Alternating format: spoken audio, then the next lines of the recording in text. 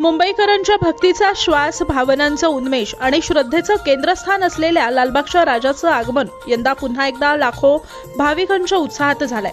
भक्तिगीतांच्या गजरात, टाळ, ढोल आणि लेझिमच्या तालावर फुलांच्या वर्षावात लालबागचा राजा आपल्या पारंपरिक वैभवात मंडपात विराजमान झालाय। गणपती बाप्पा मोरयाच्या गजरानं संपूर्ण परिसर तुमतुमून गेलाय।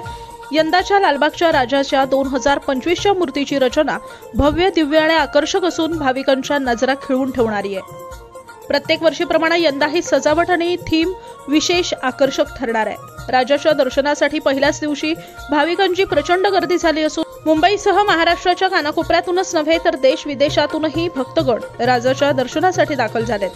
लालबागचा राजा केवळ मूर्ती नाही तर भक्तांच्या श्रद्धेचं, विश्वासाचं आणि आशेचं देखील प्रतीक आहे।